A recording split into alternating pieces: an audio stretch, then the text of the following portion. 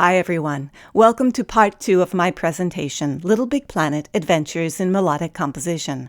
My name is Winifred Phillips, and I'm the author of the book, A Composer's Guide to Game Music, from the MIT Press.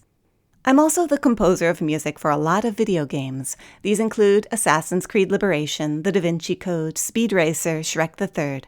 I've also written music for God of War, and multiple games in the Little Big Planet franchise. In part 1 of this presentation, we discussed a fairly simple example of melodic themes used in vertical layering in Little Big Planet.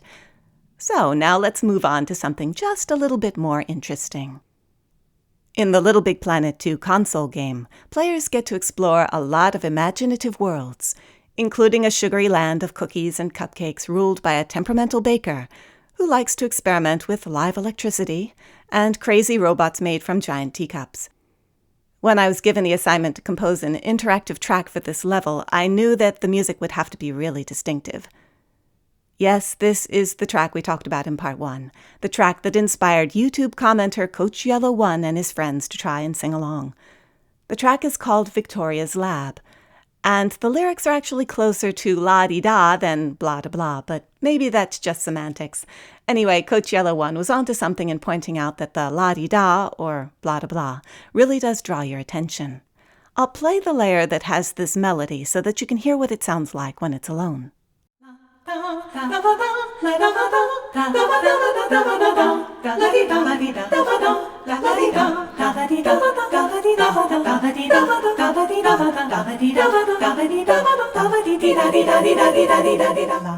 You can plainly hear the cookies and cupcake sweetness happening in this layer, even though it's composed with a highly contrapuntal technique. This is the melody that jumps out when all 6 layers are playing together. It's also the melody that people were trying to sing. Bernstein did say that melodies are the singing side of music. If people want to sing your song, that speaks to a certain level of enthusiasm, which is really what we're going for. But I didn't stop there. With this interactive 6-layer model, it was possible for me to have a second thematic melody playing at the same time in a different layer, as long as they were composed carefully, keeping the techniques of counterpoint in mind. For Victoria's Lab, I composed a second theme that was meant to feel more stuffy and gothic. Let's listen to that layer, taken from the exact same section of the Victoria's Lab composition.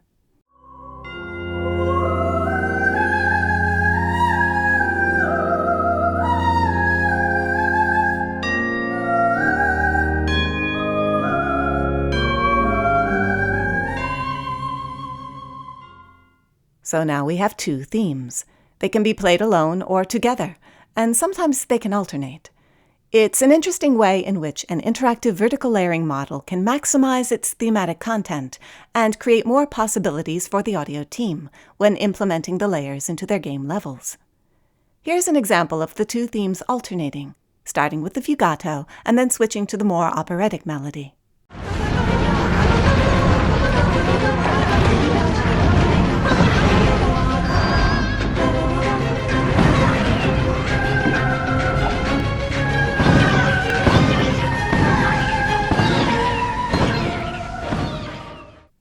This is a great way to make a piece of interactive music more flexible and reactive, while still retaining a thematic composition technique. Let's listen to another example of an interactive track of this type that I composed for Little Big Planet 2. In the Eve's Asylum level of the game, I wrote the music so that 2 of the 6 interactive layers would have thematic content. One of them was a pretty laid-back, restful-sounding piano. Let's listen to that.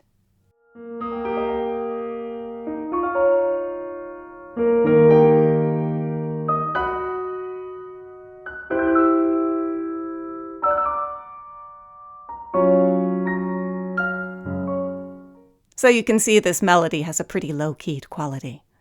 Now, the second melody in this interactive track is carried by a wacky 1940s-style scat choir, coupled with a big band saxophone section. Here's the exact same section of the musical piece, now with that scat choir active.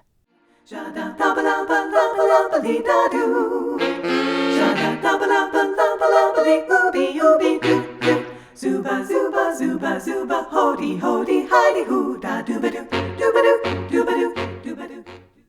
Okay, so we've got 2 unique melodies coexisting in this piece. Let's see what happens when the game engine starts with one and then adds the other. This is a video of gameplay from the level Fireflies When You're Having Fun.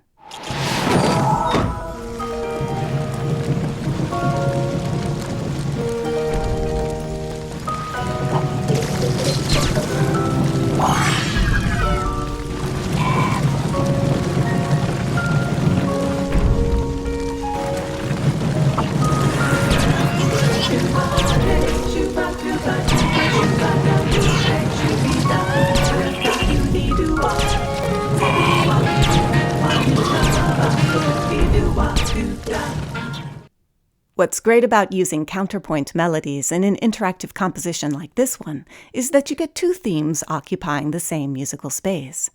They can play together and have one particular musical effect, or they can be played separately and have a completely different sound and emotional resonance than they did when they were together.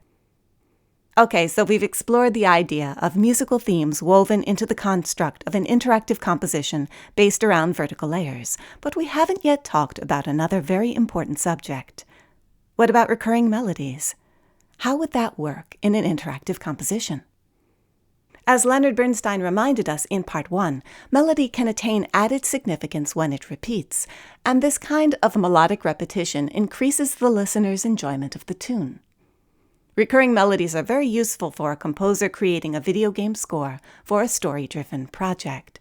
But most Little Big Planet games couldn't be said to be particularly story-focused. However, Little Big Planet for the PlayStation Vita was unique in that it had an eccentric, Tim Burton-esque art style and a story revolving around a twisted carnival controlled by a maniacal puppeteer.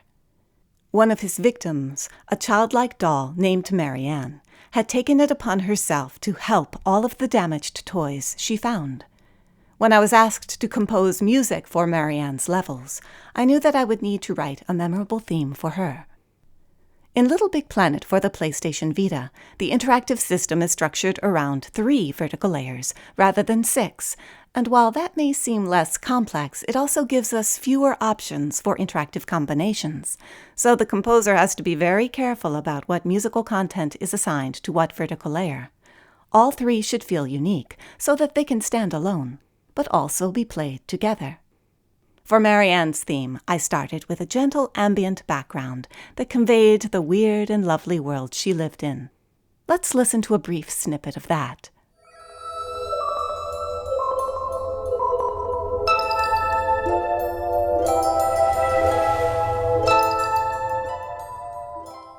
The second layer contained the main musical theme for Marianne, supported by instrumentation that evokes images of clockworks and cuckoo birds.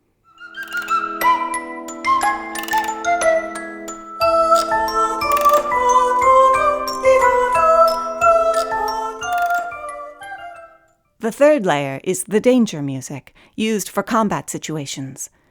It also contains a counter melody that could be used either alone or in combination with the main musical theme. Let's hear that.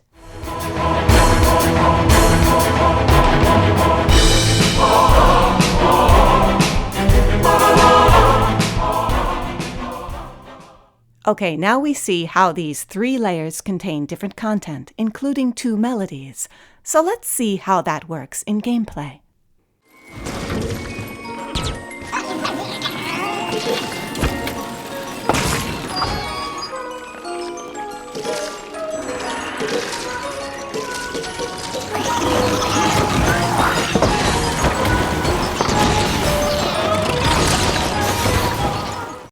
This track established a musical identity for this level of the game, and that identity included a distinctive and memorable melody. So when that melody recurred during a wacky minigame, it lent a sense of cohesiveness to the experience. The recurring melody connected the minigame to the rest of the adventure. Let's listen to that.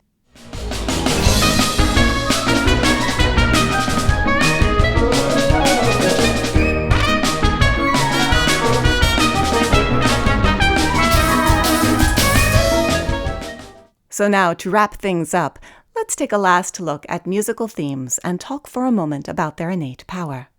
Musical themes can take a disconnected experience and make it feel unified and meaningful. They can stick in the mind. They can force themselves into the forefront of our consciousness until we're singing them out loud. This sense of haunting familiarity invoked by recurring melodies has an innate energy all its own.